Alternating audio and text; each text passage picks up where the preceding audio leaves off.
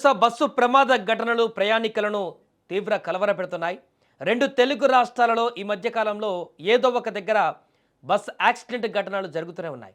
గత ఏడాది కర్నూలులో జరిగిన బస్సు ప్రమాద దృశ్యాలు ఇంకా కళ్ళ ముందు కదలాడుతుండగానే ఏపీలో మరొక బస్సు ప్రమాద ఘటన చోటు చేసుకుంది.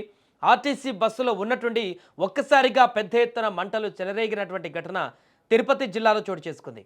సుమారు 20 మంది ప్రయాణికులతో వెళుతున్న ఆర్టీసీ బస్సు నాయుడుపేట సమీపంలోని విన్నమాల జాతీయ రహదారి వద్దకు చేరుకుంది. అనంతరం బస్సు లోపల నుంచి ఒక్కసారిగా పొగలు రావడంతో గమనించిన ప్రయాణికులు వెంటనే ఆందోళనకు గురై కేకలు వేశారు.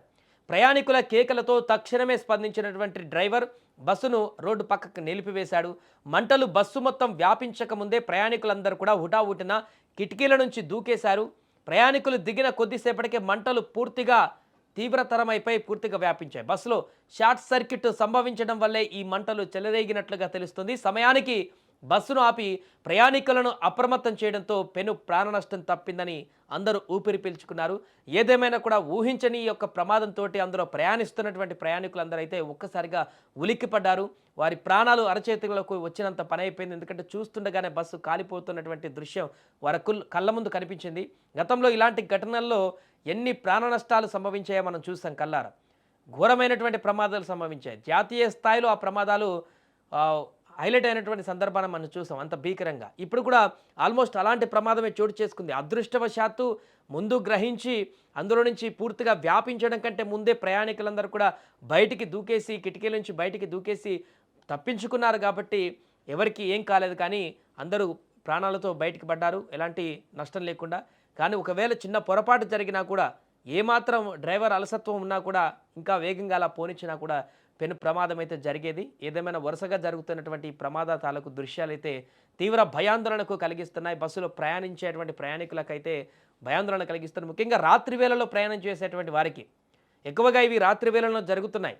ఎందుకంటే దూర ప్రయాణాలకు సంబంధించినటువంటి ట్రావెల్ బస్సులు కానీ ఆర్టీసీ కానీ ఏ బస్సులైనా కానీ దూర ప్రయాణాలు చేసేటువంటి స్లీపర్ బస్సెస్ అన్ని కూడా రాత్రి ఎక్కువగా ప్రయాణాన్ని కొనసాగిస్తుంటాయి. కాబట్టి ఈ బస్సెస్లకే ఎక్కువగా ఈ ప్రమాదాలు చోటు చేసుకున్నటువంటి సందర్భం నెలకొంది. ఏదేమైనా కూడా మరొకసారి ఇక్కడ కనిపించినటువంటి యొక్క భారీ ప్రమాదం తాలూకు దృశ్యాలు అటువైపు వెళ్తున్నటువంటి స్థానికులను లేకుంటే ప్రయాణికులను వాహనదారులను అందరినీ కూడా తీవ్ర భయభ్రాంతులకు గురి చేసింది.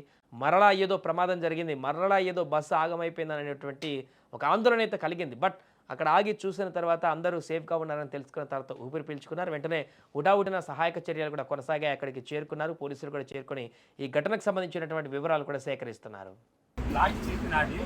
నా ముందర నుంచి ఒక 2-3 సీట్లు గ్యాప్ వచ్చి ముందర నుంచి జనాభా ఉన్నారు.